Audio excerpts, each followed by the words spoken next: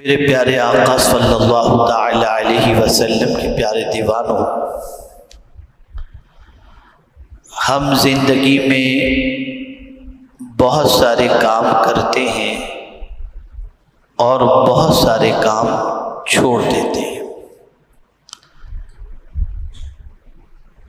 میں آج آپ کو یہ بتانا چاہوں گا کہ 5 کام کبھی مت چھوڑنا۔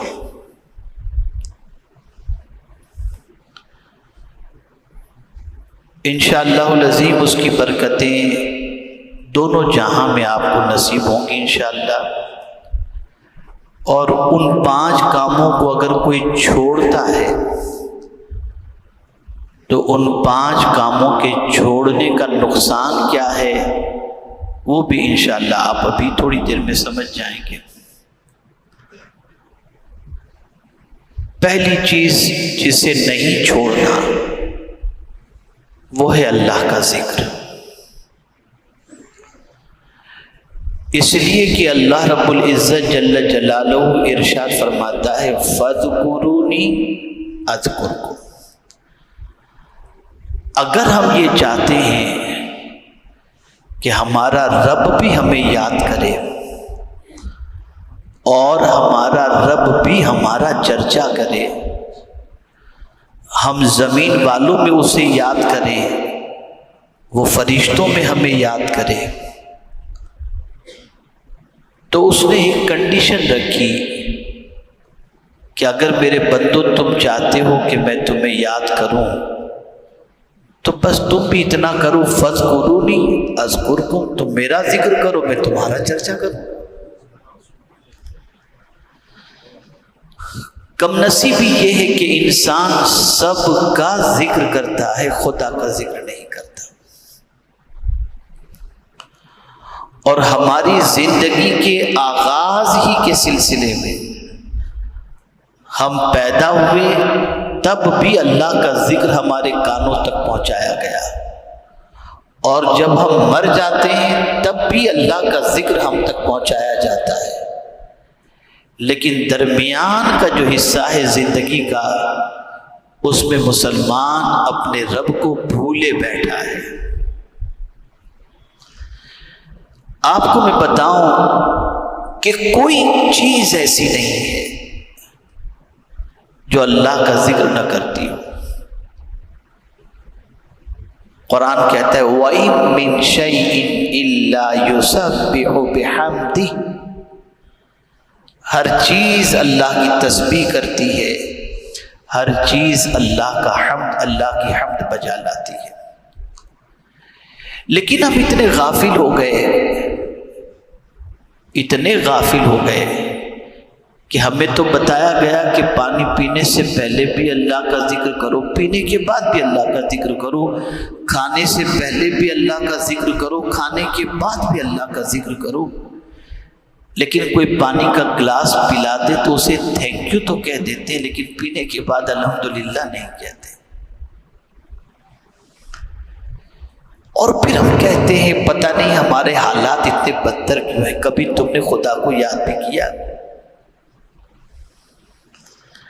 اور آج کے اس ماڈرن ٹیکنالوجی کے دور میں اگر دیکھا جائے تو انسان جتنا اپنے دوست کو واٹس ایپ کے ذریعے یاد رکھتا ہے، اگر اتنا خدا کو یاد کرے تو کہاں سے کہاں نکل جائے۔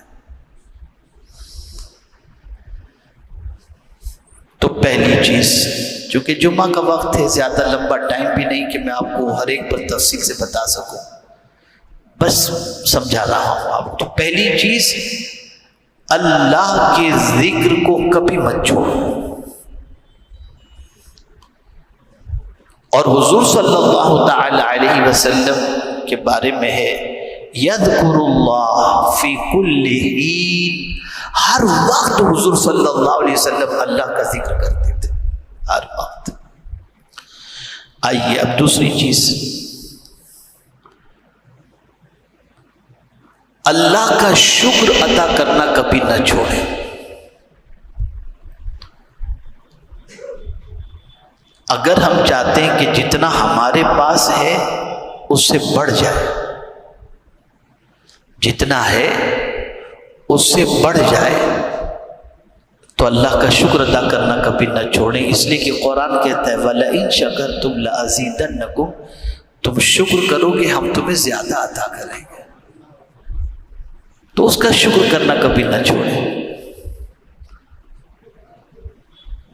اور جتنی تکلیفیں آتی ہیں ناشکری کی بنیاد پر، قرآن کہتا ہے مَا يَفْعَلُ اللَّهُ بِعَذَابِكُمْ إِن شَكَرْتُمْ وَآمَنْتُمْ، اللہ تم کو عذاب دے کر کیا کرے گا اگر تم شکر کرو اور ایمان لاؤ۔ تو پتہ چلا ناشکری کی بنیاد پر، اور ناشکری کے اندر سب سے آگے اگر کوئی ہے تو وہ عورتیں ہیں، کہ آقا کریم صلی اللہ علیہ وسلم نے فرمایا میں نے جہنم میں جھانک کر دیکھا تو زیادہ تر عورتوں کو پایا۔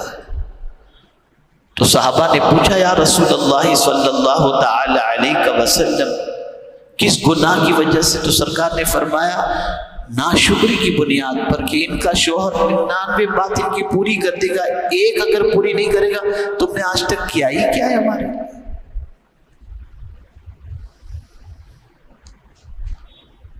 تو اگر ہم چاہتے ہیں کہ نعمتوں میں اضافہ ہو تو شکر کرنا کبھی نہ چھوڑیں۔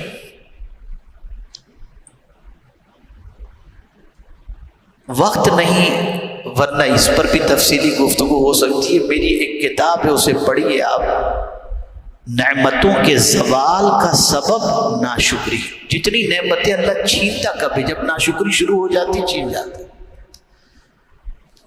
چلیے آئیے اب تیسری بات کی طرف آتے ہیں۔ تیسری جو چیز ہے وہ یہ ہے کہ اللہ سے دعا مانگنا کبھی نہ چھوڑیں ورنہ قبول نہیں ہوگی، قبولیت کا کوئی معاملہ نہیں۔ دعا کبھی بھی نہ چھوڑیں اور دعا کرنے میں کبھی تھکے نہیں۔ ہم جب آج کے پریشان حال مسلمانوں کو دیکھتے ہیں تو جتنا انسان کے پاس گڑ گڑاتا ہے اگر اتنا خدا کے پاس گڑ گڑائے تو مولا کرم فرما دے۔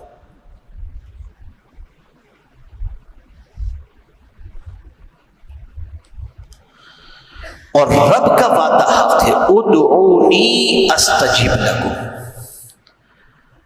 تم مجھ سے مانگو میں تمہاری دعاؤں کو قبول کروں گا۔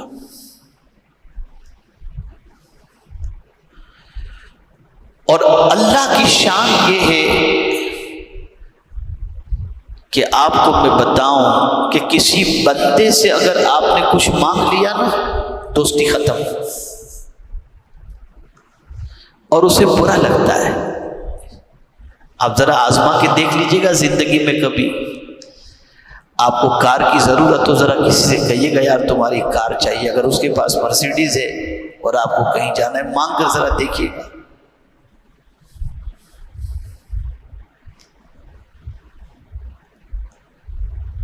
تعلقات خراب کرنا ہو تو اس سے مانگو، کسی سے مانگنا کسی انسان سے وہ انسان کو اچھا نہیں لگتا، یہ مانگا کیوں؟ ارے یہاں تک کہ بھائی بھائی سے مانگے تو آدمی کا منہ ٹیڑھا ہو جاتا ہے، مانگا کیوں اس نے؟ یہ انسان کی پوزیشن ہے۔ انسان سے مانگے تو انسان کو برا لگتا ہے۔ اے میرے کریم تیری عظمتوں پر قربان، تجھ سے بندہ نہ مانگے تو ناراض ہو جاتا ہے۔ رب کی شان یہ ہے کہ اس سے نہ مانگو تو وہ ناراض ہوتا ہے۔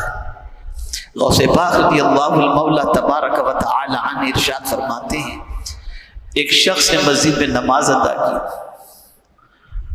اور نماز ادا کرنے کے بعد بغیر دعا کیے، بعض مسجدوں میں آپ دیکھتے ہوں کہ دعا کا تصور ہی ختم ہے، سیدھے نکل گئے۔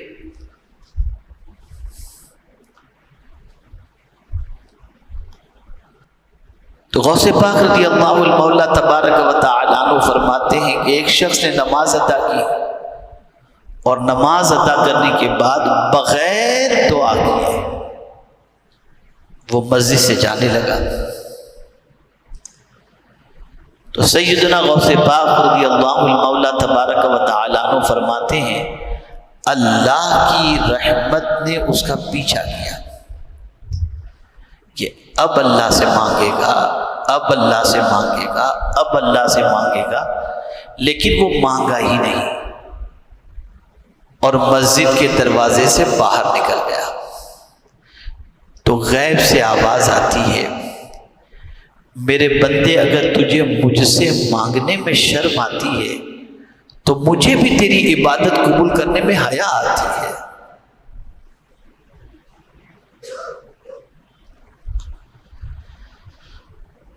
رب سے کوئی نہیں مانگتا تو رب ناراض ہوتا ہے،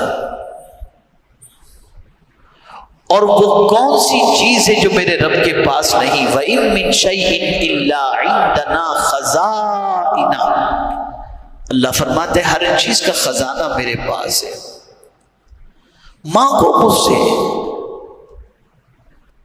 اور حضور صلی اللہ علیہ وسلم نے مانگنے کا ایک طریقہ بتایا، اسے بھی یاد رکھو، آپ پڑھ کر کے مانگ کے نکل جاؤ، جب تھوڑا سمجھا کرو۔ مسجد نبوی شریف میں آقا کریم صلی اللہ علیہ وسلم تشریف فرما تھے۔ ایک شخص نے دعا کے لیے ہاتھ اٹھایا، اے اللہ مجھ پر کرم فرمائے، اللہ مجھ پر رحم فرمائے۔ جو بھی مانگنا تھا اس نے مانگا۔ حضور صلی اللہ علیہ وسلم نے فرمایا عاجل تھا، تو نے جلدی کر دی، تو نے جلدی کر دی۔ تھوڑے آگے بڑھے تو غالباً حضرت عبداللہ ابن مسعود رضی اللہ تعالیٰ عنہ تھے، انہوں نے دعا کے لیے ہاتھ اٹھائے تو دعا سے پہلے انہوں نے کہا الحمدللہ رب العالمین والصلاة والسلام علی سید الانبیاء والمرسلین۔ جیسے حضور نے سنا دعا سے پہلے یہ کلمات فرمایا، تو مانگ، جو مانگے گا تجھے اللہ عطا کرے گا۔ کبھی بھی ڈائریکٹ دعا شروع مت کرو، ڈائریکٹ دعا شروع، پہلے اللہ کی تعریف کرو، پھر اس کے پیارے حبیب صلی اللہ علیہ وسلم پر درود کا نذرانہ پیش کرو، پھر رب سے مانگو۔ سیدنا فاروق اعظم رضی اللہ المولا تبارک و تعالیٰ عنہ فرماتے ہیں کہ جو شخص دعا سے پہلے درود نہیں پڑھتا اور دعا کے آخر میں درود نہیں پڑھتا، اس کی دعا معلق رہتی ہے، معلق یعنی لٹکی ہوئی رہتی ہے۔ اور اگر کوئی شروع میں بھی دعا کر لے، آخر میں بھی، شروع میں بھی درود شریف پڑھ لے، آخر میں بھی درود شریف پڑھ لے، تو سیدنا فاروق اعظم فرماتے ہیں جب درود قبول ہی ہوتا ہے تو اس کے صدقے میں دعا بھی اللہ قبول فرما لے۔